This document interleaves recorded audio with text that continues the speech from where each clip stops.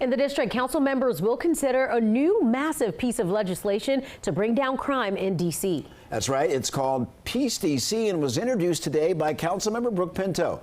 Legislation includes at least 12 separate bills, plus funding support for a variety of safety programs. DC News Now's Marielle Carbone live outside of police headquarters for us with more. And Marielle, this is a follow-up to that major safety plan that passed last year.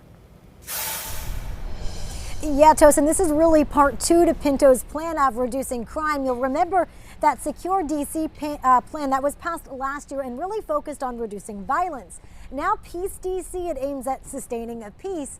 And part of that has to deal with consolidating various violence interruption programs.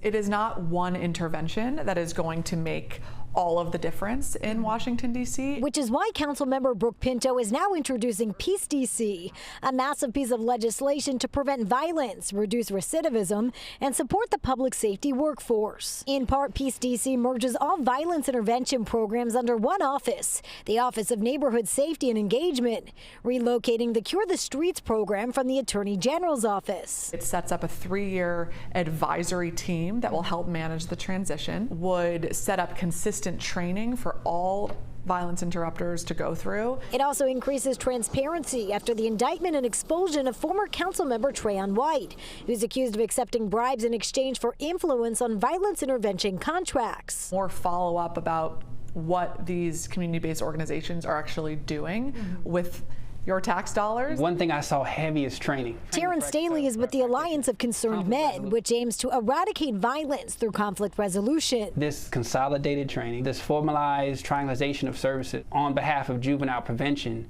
is what we all been waiting for. But not everyone is sold. We've seen a number of pieces of legislation that have been passed by the council and never fully funded. Paul Ashton, Deputy Executive Director of the Justice Policy Institute, believes the city should focus on funding plans they've already passed. I think really going back and going through the litany of strategic plans and recommendations that have been well thought out, well researched, had community involvement and input is the way to go.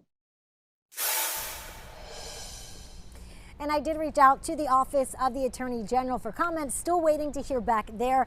Mark and Tosin, this legislation, it does need to go through council committees as well as public hearings before this could all potentially become law. Reporting live downtown, I'm Marielle Carbone, DC News Now. Yes.